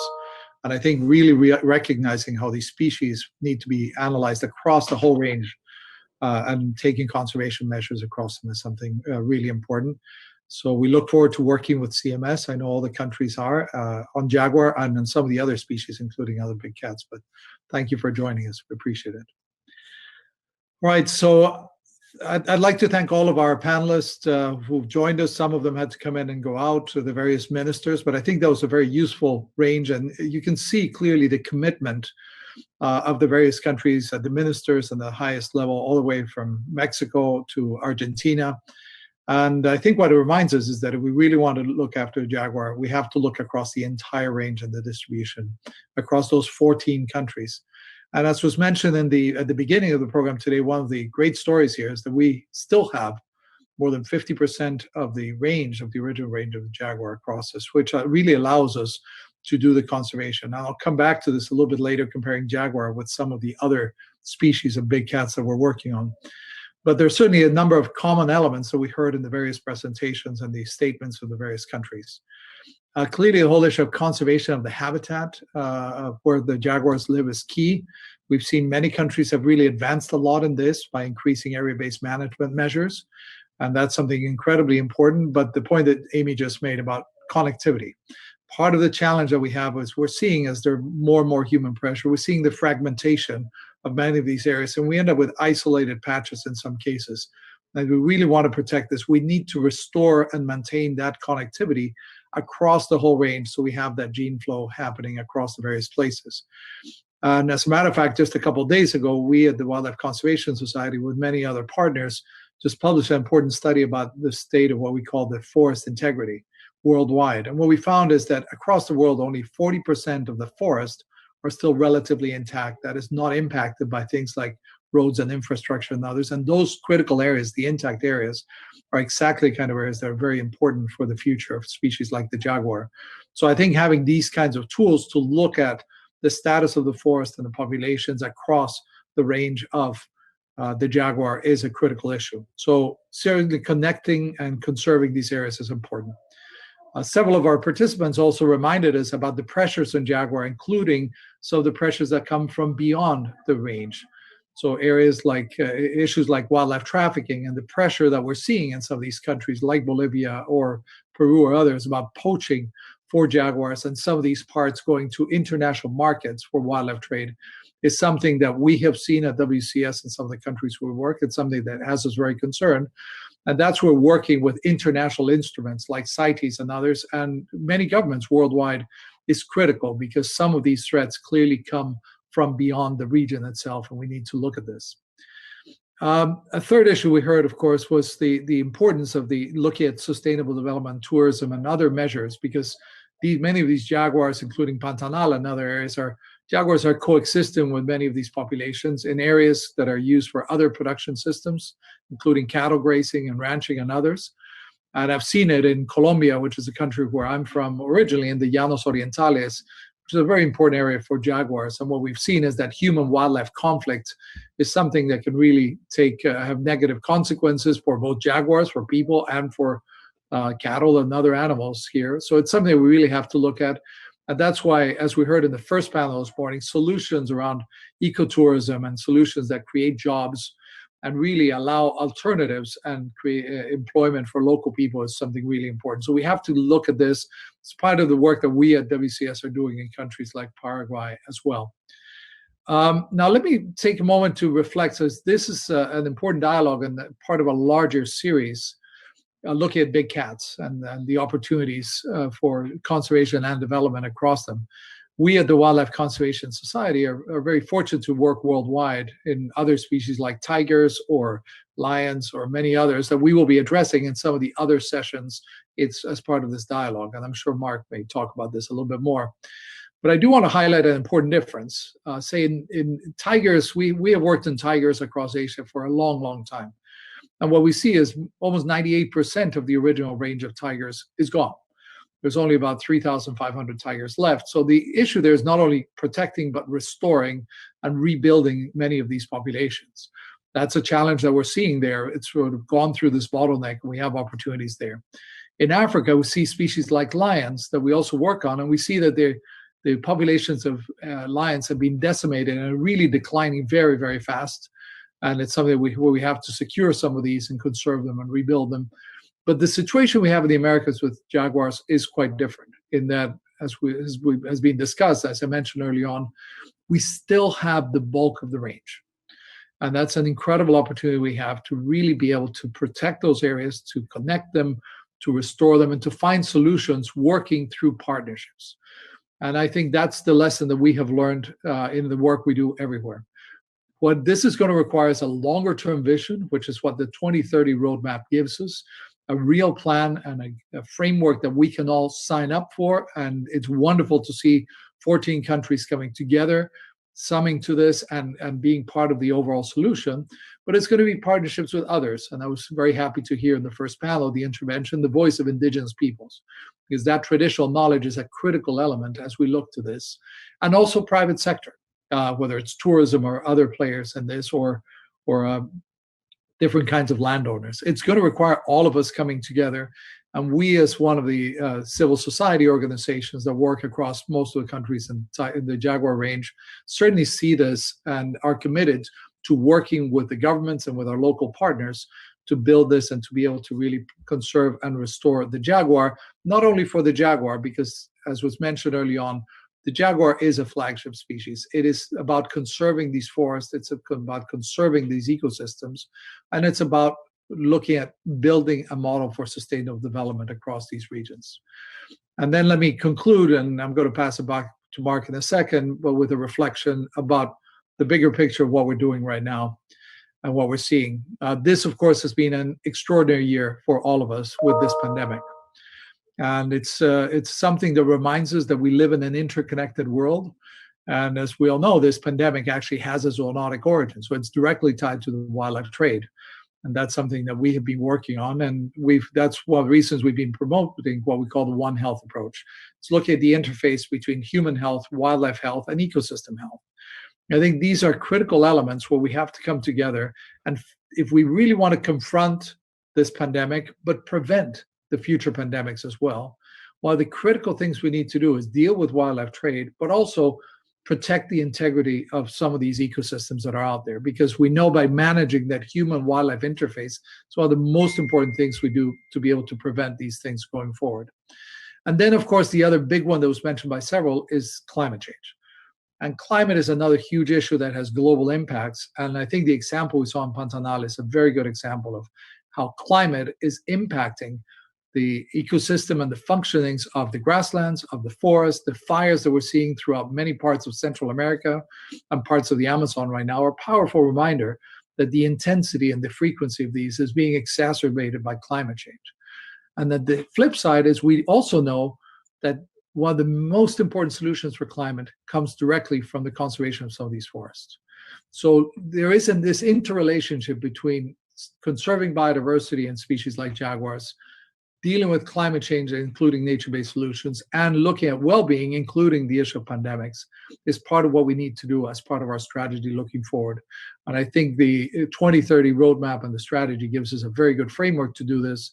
And we at WCS certainly look forward to working with our partners, with UNDP, WWF, Panthera, and all the others to really be able to see this move it forward and to save jaguars, save ourselves, and to really have a great example of building sustainable development across Latin America. So thank you very much for the opportunity to join you for these reflections, Mark. I'm going to give it back to you, and it's a pleasure to be here as part of this panel, and we look forward to the other events in the series. Wow.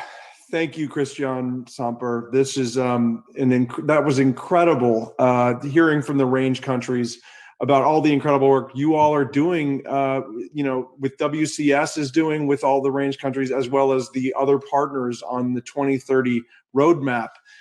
It's so inspiring. And I appreciate you also, Christian, bringing up the fact that, we have these, we will be speaking in our further dialogues about other big cats, for instance, the work that we at Grace Farms Foundation have done with WCS in Uganda, empowering the task forces to collaborate and to work together to work with WCS and to combat wildlife trafficking. But as you were mentioning, it's not just about, we have to work to combat wildlife trafficking, and we have to facilitate and coordinate with task forces, but we also need to work to save these incredible large landscapes that exist. And that is absolutely right. I mean, look, the reason we are in this pandemic is because we were encroaching into the most remote places on the planet, and we were harvesting illegally the wildlife and bringing it back. And, this is exactly where the zoonotic diseases come from. So I'm excited because you're right. We have a big opportunity to change the way we have been operating, to actually preserve these large landscapes and use nature-based solutions to restore the ecosystems and the habitat, as well as help our climate. These are very exciting times, and the work that's being done, on the 2030 roadmap, and the fact that we have a window to actually save the jaguar and to save ourselves, and to save our communities and indigenous cultures, to work with indigenous culture to empower green economies. That's what this work is all about, from UNDP, from USAID, from GEF and the World Bank, as well as our incredible partners like WCS, WWF, and Panthera on this project. So I want to thank everybody for tuning into these Big Cat Dialogues. We have a lot of work ahead of us, but it's an exciting time. We can do this. We can bring back our economies. We can save the big cats, and we can save large landscapes, as well as helping indigenous people from exploitation. So we appreciate everybody coming on board and staying with us for the last 2.5 hours. We will see you in 2021 for further Big Cat Dialogues that will cover the snow leopards. They'll cover the incredible work of tiger preservation and protection, as well as the other big cats like lions, etc. So we appreciate your help and your standing with us, and appreciate all of our partners that are doing the great work in the field. So thank you from UNDP, USAID, and me at Grace Farms Foundation. We appreciate it, and we will see you soon in the 2021. Keep up the great work, everybody. We can all be part of the solution. We can all take action to create positive change for big cats and for ourselves.